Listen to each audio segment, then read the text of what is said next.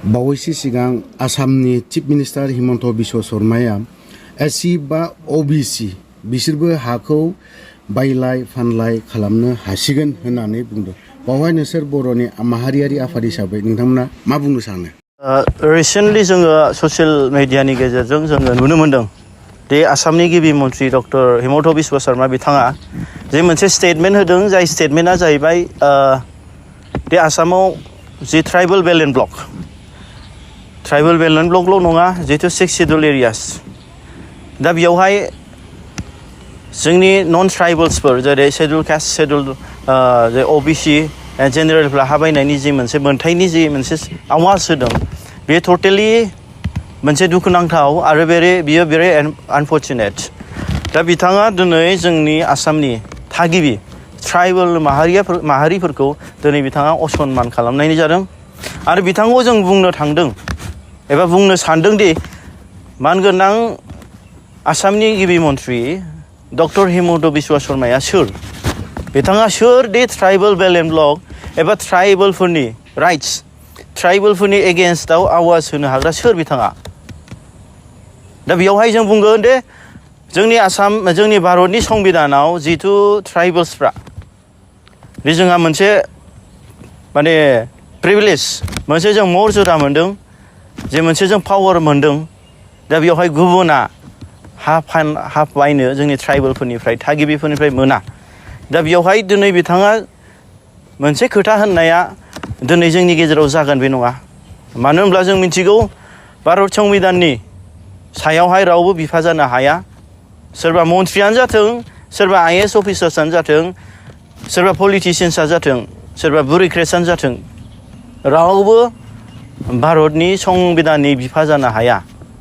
बिथांनि जि बुंदों बेखौ जों निन्दा खालामो आसे माहारियारि बर' फरायसा आफादि। मानो होनोब्ला दिनै बिथाङा हिमन्त बिश्व शर्मा बिथाङा दिनै ट्राइबेलफोरनि सेन्टिमेन्ट्सखौ दिनै दुखु होनाय जादों बिथाङा।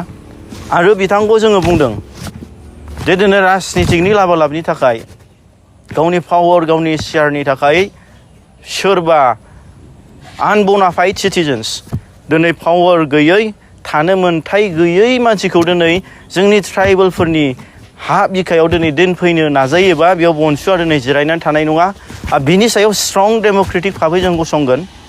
आरो दिनै बिथाङा जोंनि बुजिनायाव, एक्सुवेलि जोंनि एनालाइसिसआव दिनै ओरैबायदि समावहाय दिनै बिथाङा बे खोथाखौ होनदों जाय समा भेरि क्रिटिकेल सम। दिनै 2024नि इलेक्सना खाथिसै।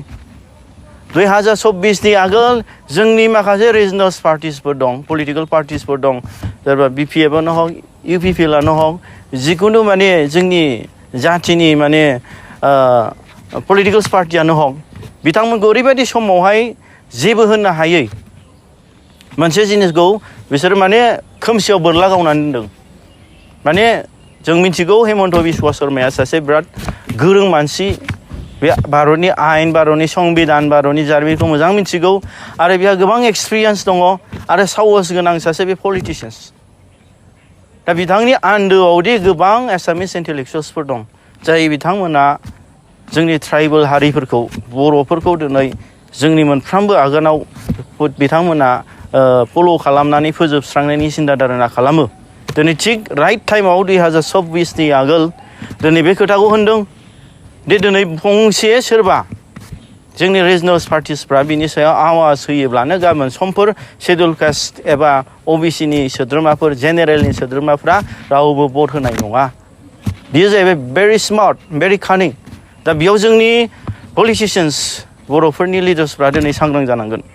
नाथाय जोङो दिनै हिमन्त बिश्व शर्मा बिथांखौ जों बुंनो लुबैदों दि जिखि पार्टियाव थाया मानो, नेसनेल पार्टि हक, रिजनेल पार्टि हक, जिखि पार्टियानो जाया मानो, जाय बिथाङा, जाय दैदेनगिरिया जाथिनि नामाव, दिनै धोरोमनि नामाव राजनितिक खालामनानै बिभाजन खालामगोन, दिनै बोखावगोन, बिथां बादि दैदेनगिरिनिफ्राय जोंनि बर' हारिल' नङा, ट्राइबेलफ्रा दिनै बेनिफ्राय सांग्राङाव थानांगोन। आरो बैसोरबादि दैदेननाय राजखान्थि हान्जानिफ्राय जोङो दिनै उदां जानांगोन, जों गोजानाव थानांगोन।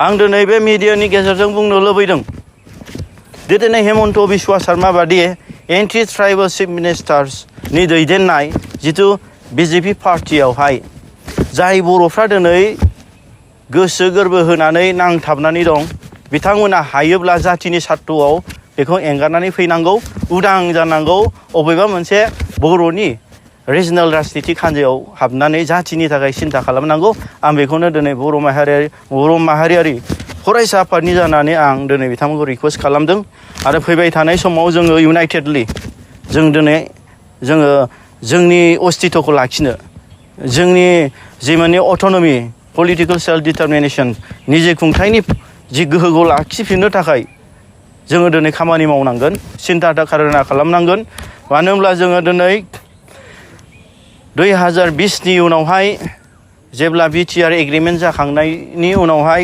जोंनि बर'फोरनि माखासे निजे खुंथायनि जि गोहो जि माखासे पलिटिकेल माने पलिटिकेल जि मोनसे निजे मोनथायनि जि माखासे मोनथाय बेफोरो दिनै सोरलां बोरलां जानानै थांदों दा दिनै बर' जाथिया बै माने सुबिदाखौ नोजोर बोनानै जातिनि फारसे साननायनि जोबोद गोनांथि बिनि थाखायनो माखासे बेफोरबादि एन्टि बर' फर्सेस पलिटिकेल एबा राजनितिक हान्जाफ्राव दिनै हाबनायनिफ्राय दिनै जानगार जानांगौ आरो बिथांमोना ओंखारनानै दिनै जातिनि थाखाय जातिनि जिथु माने रिजनेल पार्टिस जाय बिथांमोना बर'फोरनि जौगानाय बर'फोरनि माने फेहेरनाय डेभेलपमेन्टनि थाखाय सानगोन बिथांमोना बेयाव जमा जानांगौ जइन जानांगौ आरो खामानि मावनांगौ